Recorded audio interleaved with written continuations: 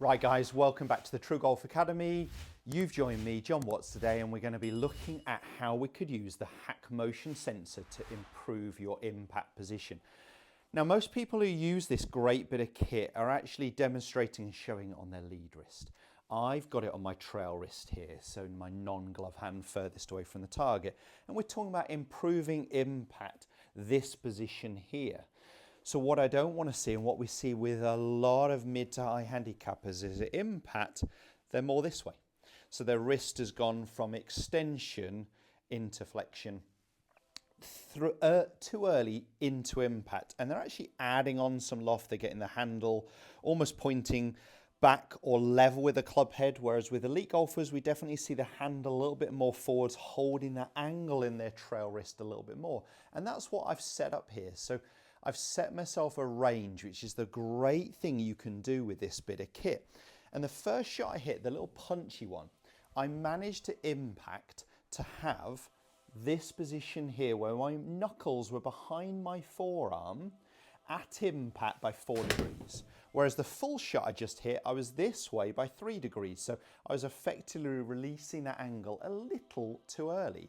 And this is what I'm trying to work on. So I want to feel like I can compress the golf ball a little bit more. And the data I get from this little bit of kit, I'll stop it beeping at me, is amazing. Now this is the updated version that's just come out. So we are June 2024, this new bit of kit has just come out. And this one actually, as well as giving me the audio tone that you can hear here, it's actually also vibrating. So whether you're getting the feedback from the vibrations, the feel, or whether you're visual and you're looking at the numbers, or whether you're listening to it and you're actually listening to the noise. So I've set this that the noise is going off if I'm doing it correctly. So I want to keep the noise going until just after I hit the golf ball. I don't want to let that go too early. I want to hold it, let it go. Because my trail arm, and this is a key point into impact, needs to be extending through the golf ball. We don't want to lose that angle here. So although we're focusing on wrist, you know what? If I get the wrist at a good angle, I've also got the arm at a good position. So we want that elbow bent, extended. So it's extending through impact, very much extension of the wrist into a flexed position. So it's moving this way through impact. And we need that. We just got to do it at the right point. We don't want to lose those angles very early. And that's what I'm training with the data and with the feedback from this. The first shot, I was just doing a little punchy one. A little half swing is what it felt. And I was just trying to hold those angles and let it release. So I'm losing the vibrations, I'm losing the noise, the audio feedback, those angels singing after impact, not before.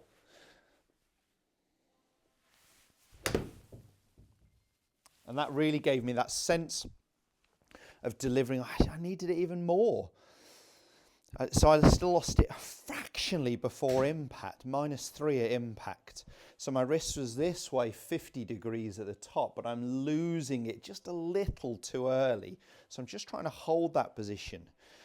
Great bit of kit, can work on lead wrist, trail wrist. You can set whether you get the tone and the vibrations, if you're doing it right or doing it wrong. In this case, I've chosen, I get the feedback if I'm doing it correctly. That's just my preference. You can decide, and you can set the limits, or you can let Hackmotion decide for you. So you can hit some shots and then it coaches you and tells you what's within range, what's outside of range. Because I'm doing quite a specific video here, all about this trail wrist, I've set the range. So I've set it, as long as my wrist stays here, somewhere between +60 and 0, I still get the tone. If I lose that angle, I lose the tone, I lose the vibrations. And I need to, but I want to lose it this side of the golf ball, not this side, yeah? So let's see if I can do that a little bit better. Holding that angle, letting that angle go. That had to be more, yeah. So +5 at impact, so really good position, definitely got here. Now, what do you notice if I've got to hold that angle a little bit more? What does my body have to do to deliver the golf club? It's got to keep rotating. It's got to get open. So I've got to keep my torso and my hips rotating open. When golfers get this style of movement and they lose those angles too early, even if it's not as extreme here, their body stalls and then the hands take over. So when we talk about keep the body moving, that body release pattern, it's not the hands aren't involved, it's just we want the body to keep moving through impact. We don't want the body to stall and all the energy to go into hands. Okay, so we've got to sync what the arms are doing, what the hands and wrists are doing to what the body's doing. And this position here forces me to really start to use my body a little bit better. So I think when training, always start small movements, build it up. So I'm doing half swings. Can I do it into a 3/4 golf swing? I'm just doing this with a 7-iron. The angle, I wouldn't hold it as much with driver. It might well be your question. Because the ball's more forwards off a tee, I don't mind that angle happening. A little bit more into impact with the irons. We definitely want the wrists leading the golf club. So a little bit of a descending blow, taking some loft off the golf club. Let's see if I can do it in a 3/4 move.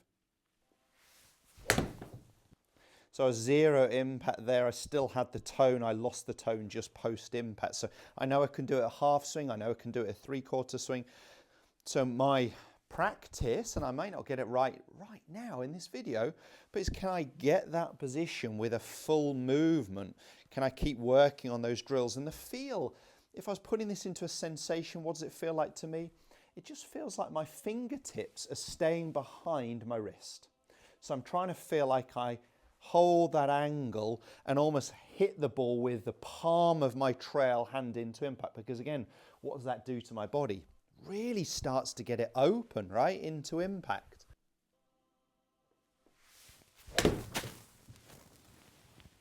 Oh, that felt the best of the bunch. And that was really, really close. I got that -1 at impact. So remember, I was aiming for about 0. That was a good effort. Gotta say, that was a good info. And the feedback I'm getting from this real clever bit of kit is amazing. Really good info. Where I am at address, where I'm at the top, where I'm at impact, I can see how those movements are changing. I'm here focusing on the flexion and extension of the wrist, but you could use this bit of kit to measure this way. Up and down, ulnar and radial deviation. You can measure rotation, and I love it. The upgrades are amazing. Really clever bit of kit, and a great way to work on improving your impact position.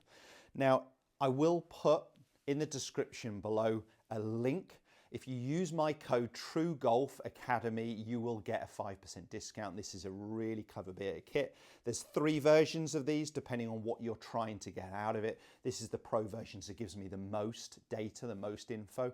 If you're just looking at flexion extension, they do a slightly more basic version for you at a lower price point. So jump over, I will put the link to their website below.